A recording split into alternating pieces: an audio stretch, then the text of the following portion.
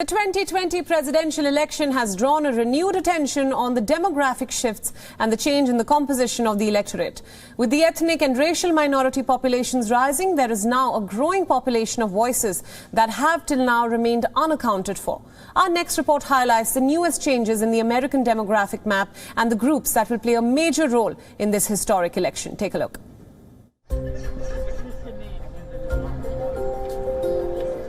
2020 is a year of many firsts, and in America, 2020 is the year of first-time voters. Major social movements driven by young activists around climate change, gun safety and Black Lives Matter have led to an explosion of civic awareness among younger Americans. Wake up! Wake up! Now the millennials and Generation Z are on track to turn out to vote in record numbers, and the analysts believe that this could play a pivotal role in the battleground states. Data on early voters and recent polling suggest eligible voters under 30 could break their historic 2008 turnout. It peaked at 48% when Barack Obama was elected as the president.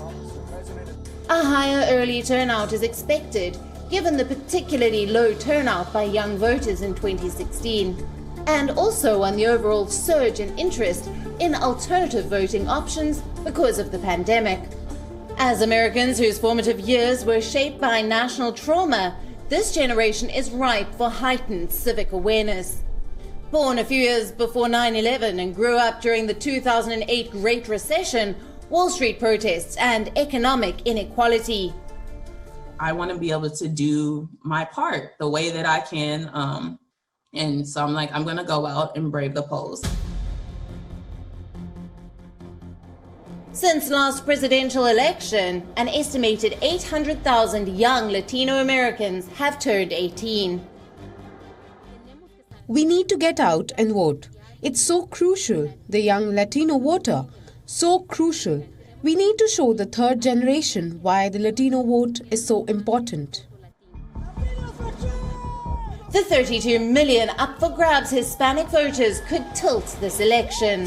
For the first time, Hispanics are the largest racial or ethnic minority group in an electorate with over 13% eligible voters, which is slightly more than black voters. Low employment rates, gun rights, and law and order are some of the issues faced by the Latinos in several regions. Having my family come from Bolivia, it's very important to me to know that immigrants are being protected by whoever the current president is. And personally, I do have friends who are affected by DACA.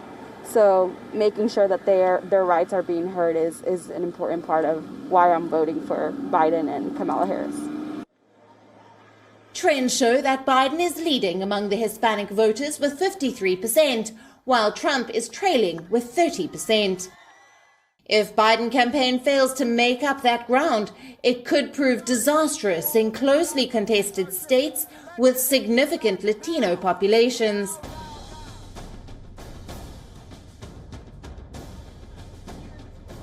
A group of progressive voters are rallying behind the message to settle for Biden and are encouraging other progressive voters to do the same. How?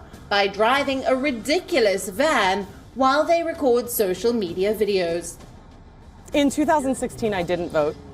I thought that wasn't necessary, that it really doesn't affect my everyday life. And I was registered to vote in Pennsylvania. I'm an independent. I don't consider myself a Democrat or a Republican, but I do consider myself left-leaning or more progressive. And I was shocked that Donald Trump won, and I didn't vote. So I feel very responsible for that. The social media push has been targeted toward youngsters and typically unlikely voters, and perhaps it has proved to be a good way to make Biden look palatable. And in 2016, I voted third party because it was a protest vote. I didn't like how the media treated Bernie Sanders, and I thought that, I felt comfortable that Hillary Clinton would win. and I could make a protest vote.